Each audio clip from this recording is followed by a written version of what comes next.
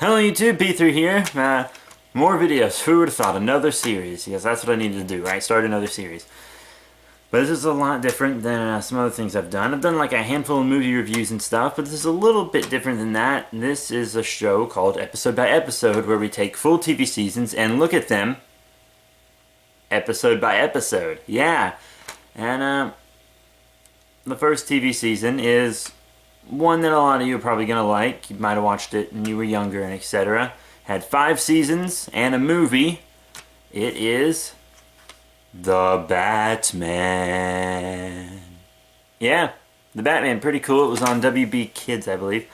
And it's a neat little show, you know. It's no Batman the Animated Series, you know. Everyone's always like, Batman the Animated Series is the best one, and it is, but this is still a good show in its own right. Don't go around comparing it to the animated series, because it is a good show, as, you know, I'm going to be telling you over these next several episodes. There were 65 episodes in the 5 seasons. It ran for about 3 years, around 3 years. It was a pretty cool little show, I have to say, and it had more heroes than just Batman, a lot of cool villains, lots of kind of original concepts and stuff too. It was a really, really cool show, animated kind of like the Jackie Chan Adventures, if you ever watched that, and it's just really neat all around. Now, the first episode premiered on September 11th, 2004, and it was a cool episode. Not my favorite episode in the series, but it's a good episode. It's not bad. Batman's been going around doing his vigilante thing for about 3 years now. We know it's 3 years because he stops Rupert Thorne from robbing some people. You know, Rupert Thorne is a big mobster. He was very prominent in Batman the Animated Series. And, you know, he's just jumping around and stops doing his bat thing. And it cuts to the theme. Really cool theme. Well put together. Really like the song. And how the end it goes, The Batman. I believe it changes later in the show, but we'll see. Yeah, you know, a really good episode. So he does that, stops Rupert Thorne. Then someone breaks into, not out of, but into Arkham Asylum. And it's the Joker. The Joker breaks into Arkham Asylum. Doing his Joker thing. You know, doing his Joker thing. Yeah. And Batman goes to the asylum, fights him. And, you know, Joker, Batman run off. Batman has to take someone that the Joker did his little laughing gas thing to back to the Batcave and heal them with Alfred and etc. I really like the Alfred in this series. He's very sassy. Nice little sassy Alfred's always good. But yeah, he does all that, and he remembers the Joker said something about having an old hideout, and he wanted to make Arkham his new hideout. I don't know how he thought that was ever going to work, but you know, whatever. Anyways, Batman finds Joker's old hideout. Joker escapes in a balloon, and he's gonna pop the balloon over Gotham.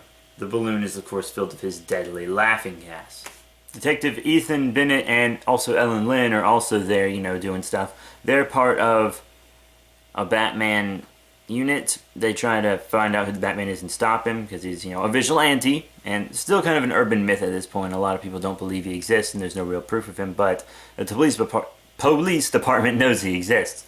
So they got them on the case, which is really a big deal. But Detective Ethan is Bruce Wayne's best friend, so that causes kind of a little bit of a conflict there with Bruce. Like, sometimes that causes him to have to make some hard decisions, especially later. That comes into play in like the Man-Bat episode and etc. When we get to that, which will be soon. That's also a season 1 episode. Yeah, this is a good episode. You know, of course, Batman stops the Joker. And the thing about the Batman is, so far it seems like all the enemies in the Batman are a physical match for Batman. Because Joker's usually no physical match for Batman at all, really. He's kind of a intellectual and psychological villain for the Batman, you know. Batman has to outthink him. You know, it's just to outthink the Joker.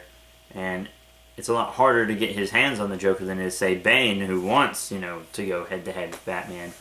And the Joker literally wants to go head-to-head with Batman. Like, well, I guess not completely literally, but brain against brain. Kind of like the Riddler. Riddler's in Season 2, though, so we'll get to that eventually. But this is a good show. Lots of cool concepts. I like how Bruce Wayne seems really young in this show. He's really young, which is good because he was an adult in the animated series, and him being really young in this show kind of makes him seem like he's more relatable. You understand? He's a more relatable character, and he's also not as gloomy as lots of modern interpretations of him are. Like, he could crack a smile and stuff in the animated series, but he's pretty serious most of the time. And you know, in the comics, it's like, I can only read Batman comics so much now because it's just so depressing. But Batman's cracking smiles, throwing out one-liners and stuff in the show, and it's really great, but it's also serious, and it's got good villains and etc. It's a good little show. But yeah, episode 1, Bat in the Belfry is the title. Very cool episode. Not my favorite in the series, but a good way to start it off. A good way to introduce his arch villain, and a good way to introduce the Batman. We've got a lot of great stuff going on. So that's it, you guys. Please rate, comment, subscribe, and I'll be bringing episode 2 to you real soon.